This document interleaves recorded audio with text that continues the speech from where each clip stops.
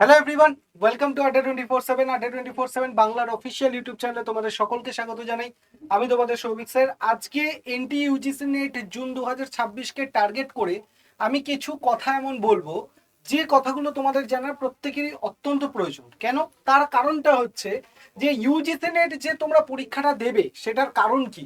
তার কারণটা হচ্ছে সেটা কোয়ালিফাই করে তোমরা অ্যাসিস্ট্যান্ট প্রফেসর হতে চাও বা কলেজে অধ্যাপনা করার হচ্ছে তোমাদের লক্ষ্য। তো বর্তমানে আমাদের দেশে কলেজে অধ্যাপনা করার জন্য দুটো রাস্তা রয়েছে। একটা হচ্ছে তুমি নেট সেট পাস করতে পারো, আরেকটা হচ্ছে নেট সেট পাস না করেও তুমি করতে পারো। আজকে এই দুটো জিনিস তোমাকে আমি ক্লিয়ারলি বোঝাবো যে নেট পাস করে তুমি যদি প্রফেসর হতে চাও তার জন্য কি রাস্তা রয়েছে, কি কি করতে হবে, বা তার কতদিন পর্যন্ত তার ভ্যালিডিটি থাকবে, এবং তুমি যদি নেট সেট নাও করো তাহলেও তুমি যদি অ্যাসিস্ট্যান্ট প্রফেসর হতে চাও তার জন্য কি কি প্রসেস রয়েছে, সেটা কতদিন চলবে বা তার ভ্যালিডিটি কতদিন থাকবে, এক্সেট্রা। তো আজকের এই ভিডিওটা তোমাদের সকলের জন্য ইম্পর্টেন্ট হতে চলেছে, কারণ যারা যারা ইউজিসি নেটের ফর্মটা ফিল আপ করবে, কিছুদিন পরেই ফিল আপ করবে বা এখন ফিল আপ করছো বা ফিল আপ করা হয়ে গেছে, তাদের এই প্রত্যেকটা জিনিস জেনে নেওয়াটা খুব দরকার। কারণ এই এলিজিবিলিটি গুলো বা এই প্যারামিটার গুলো যদি তুমি না জেনে ফর্মটা ফিল আপ করে দাও তাহলে কি হবে, ফর্ম অনেক ক্ষেত্রে কিন্তু বাতিলও হয়ে যেতে পারে। তাই তোমাদেরকে কয়েকটা জিনিস আমি স্পেসিফিক্যালি বলে দেবো আজকের এই ভিডিওতে, সেগুলো খুব ভালো করে মন দিয়ে শুনে নাও, যেটা তোমার ফর্ম ফিল আপ করা শুধুই নয়, ইন ফিউচার পাস করার পরও তোমাকে অ্যাসিস্ট্যান্ট প্রফেসর দরজা অবধি পৌঁছানোর জন্য ভীষণভাবে হেল্প করবে।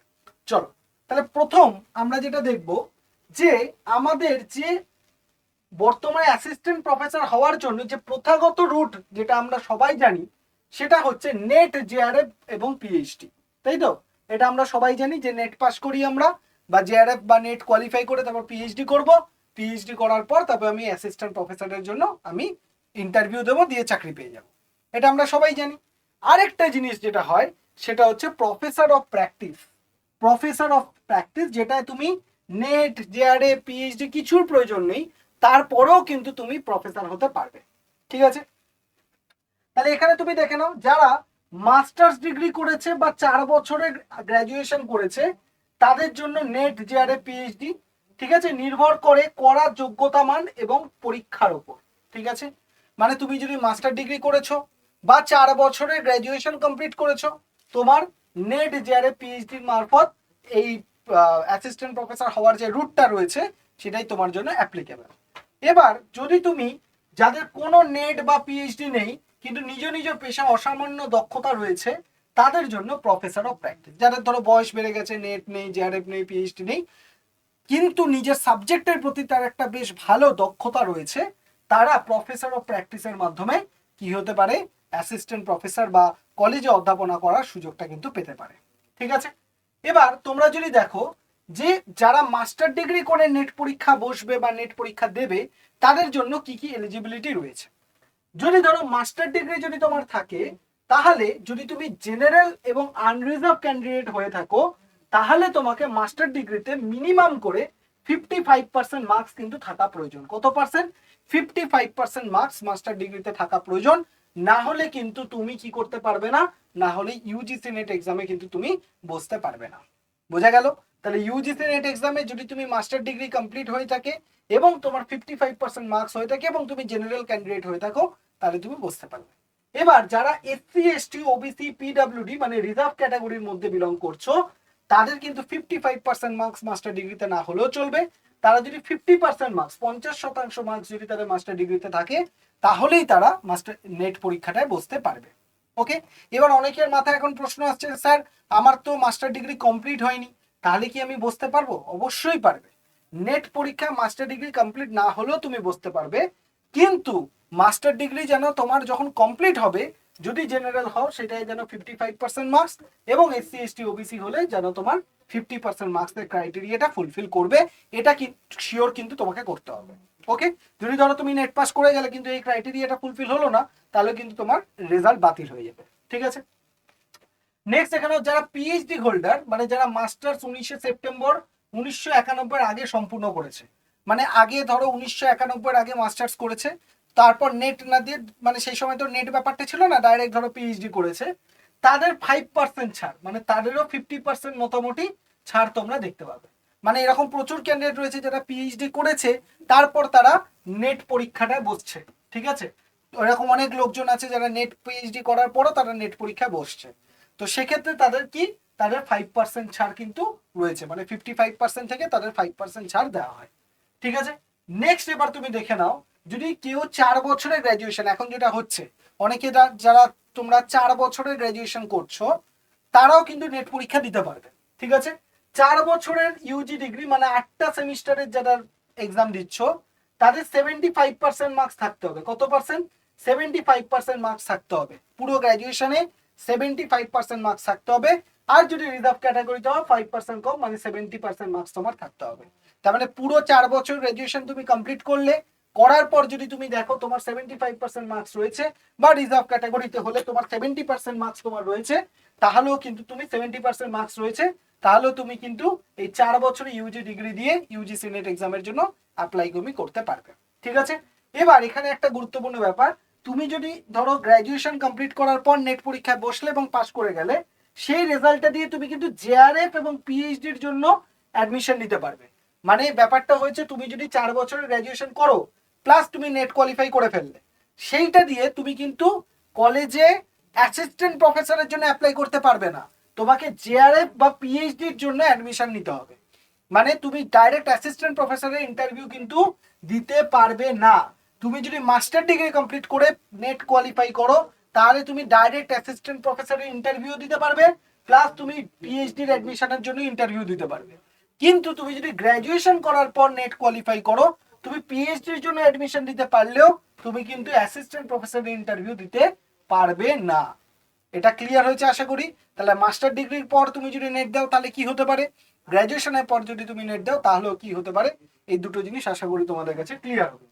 নেক্সট এবার দেখে নাও, যারা প্রফেসর অফ প্র্যাকটিস, মানে যাদের কোনো রকম নেট নেই, পিএইচডি নেই, কিছু নেই, সরকার মানে ইউজিসির এই নতুন নিয়ম অনুযায়ী অধ্যাপনা করার জন্য আর প্রথাগত ডিগ্রি গণ্ডিতে আটকে থাকতে হবে না। মানে ওইরকম প্রচুর মানুষ রয়েছে যাদের নেট নেই, পিএইচডি নেই, কিচ্ছু নেই, কিন্তু তারা কলেজে পড়াতে চায়, তারা প্রফেসর অফ প্র্যাকটিসের মাধ্যমে পড়াতে পারবে।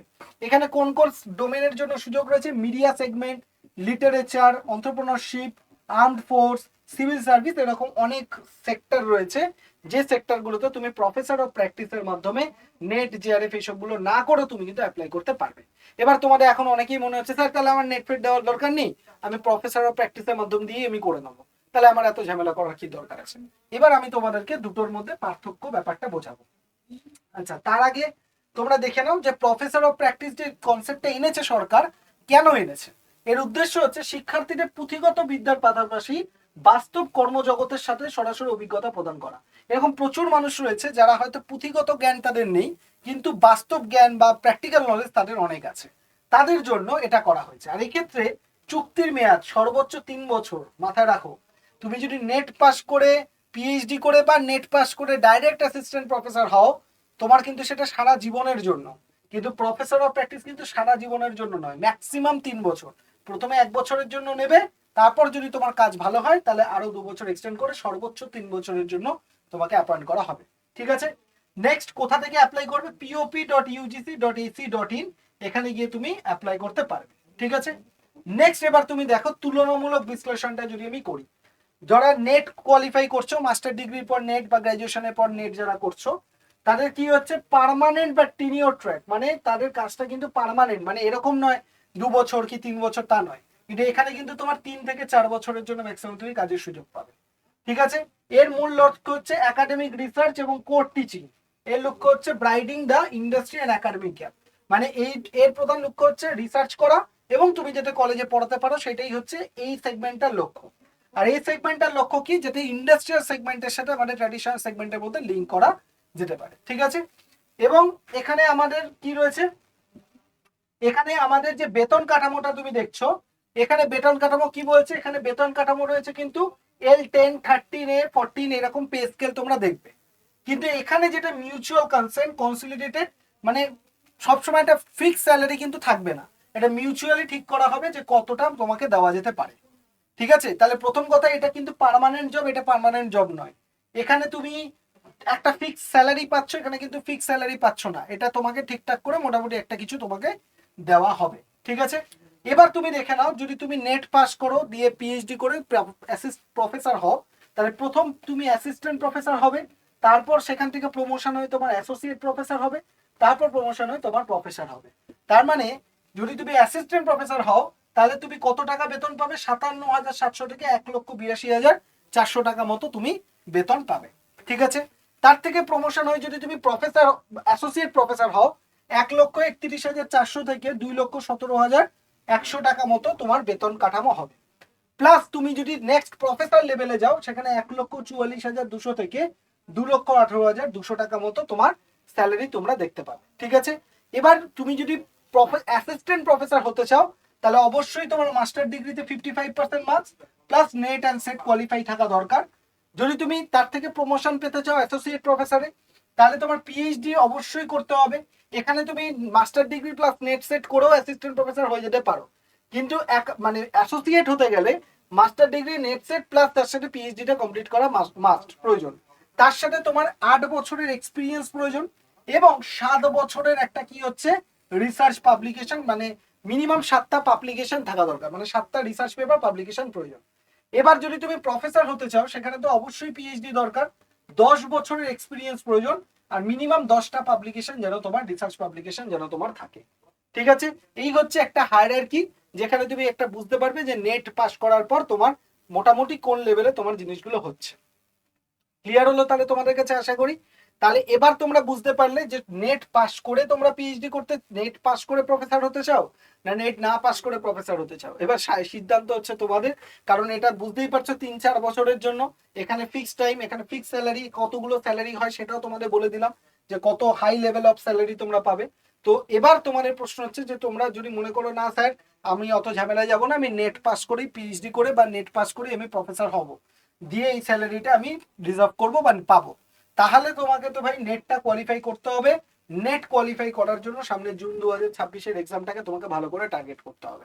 আর তার জন্য তুমি কি করতে পারো, তার জন্য আমার যে ব্যাচ রয়েছে নেট জেআরএফ নিশ্চিত সাফল্য ব্যাচ, এই ব্যাচটা তুমি নিয়ে নিতে পারো।